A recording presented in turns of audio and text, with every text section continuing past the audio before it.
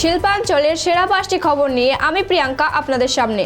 দুর্গাপুরের সগরভাঙ্গা বেসরকারি কারখানার গেটে দুর্গাপুর পৌরসভার 1829 নম্বর ওয়ার্ডের স্থানীয়রা চাকরির দাবিতে বিক্ষোভ দেখায়। কর্মরত ঠিকা শ্রমিকরা সকালবেলায় বেসরকারি কারখানায় যোগ দিতে গেলে কারখানার গেটে স্থানীয় যুবকেরা বাধা দেয়। তাদের দাবি, ঠিকা কর্মী যারা কাজ করেন তারা সব বহিরাগত শ্রমিক, আর আমরা স্থানীয় হয়েও কারখানাতে কাজ পাচ্ছি না। যতক্ষণ না তাদের কাজ ব্যবস্থা হচ্ছে তারা এভাবেই বিক্ষোভ চালিয়ে যাবে। ঘটনাস্থলে পৌঁছায় কোক ওভেন থানার পুলিশ। বিজেপি নেতার মাথা ফাটিয়ে দেওয়ার অভিযোগ, মারধর করা হলো বিজেপি নেতার ভাইকেও। ঘটনায় ব্যাপক উত্তেজনা ছড়িয়ে পড়ে অন্ডালের কাজরা এলাকায়। অভিযোগের তীর স্থানীয় এক তৃণমূল কর্মী ও তার দলবলের বিরুদ্ধে, যদিও ভিত্তিহীন অভিযোগ বলেছে তৃণমূল নেতৃত্ব। বিজেপি জেলা সভাপতি বাপ্পা চ্যাটার্জি হুঁশিয়ারি দিয়েছেন, যদি দুষ্কৃতীরা ধরা না পড়ে তাহলে লাগাতার আন্দোলন শুরু হবে। রানীগঞ্জের 91 নম্বর ওয়ার্ডের গির্জাপাড়ায় অনুষ্ঠিত হলো শীতলা মায়ের পুজো।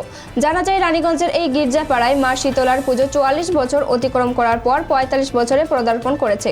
প্রসঙ্গত, প্রায় 44 বছর আগে এই মন্দিরে মায়ের বেদিতে একটা ছোট্ট পাথর উঠতে দেখা যায়। তারপর থেকে শুরু হয় মা শীতলার পুজো এবং তখন থেকেই মায়ের মূর্তি স্থাপিত হয়। পরে সেটি মাটির মূর্তিতে পরিণত করা হয় বলে জানিয়েছেন অমূল্য ঘোষ। দুর্গাপুরের অটো ইউনিয়নের ডাকে বক্তব্য রাখতে গিয়ে কীর্তি আজাদ ফের দিলীপ ঘোষকে মহিষাসুর বলে কটাক্ষ করলেন। অন্যদিকে আসানসোলের বিজেপি প্রার্থী আলু ওয়ালিয়াকে দুষলেন। দুর্গাপুরের সিটি সেন্টারে অটো স্ট্যান্ডে ইউনিয়ন সহ অটো চালকদের সাথে আলাপ করলেন বর্ধমান দুর্গাপুর লোকসভা কেন্দ্রের তৃণমূল প্রার্থী কীর্তি আজাদ। মঞ্চে উপস্থিত ছিলেন শ্রমিক সংগঠনের নেতৃত্ব অভিজিৎ ঘটক, SBSTC চেয়ারম্যান সুভাষ মণ্ডল ও দীপঙ্কর লাহা। দিন যত এগোচ্ছে ততই চড়েছে রাজনৈতিক পারদ। আসানসোলে তৃণমূল প্রার্থী হলেন শত্রুঘ্ন সিনহা। দীর্ঘ টানাপোড়েনের পর বিজেপি প্রার্থী হন সুরেন্দ্র সিং আলু ওয়ালিয়া। তারপর থেকে শুরু হয়েছে শাসক বিরোধী রাজনৈতিক দ্বন্দ্ব। মঙ্গলবার অন্ডাল গ্রামের পদ্মের ছবি আঁকার দেওয়ালে শত্রুঘ্ন সিনহার সন্ধান চায়।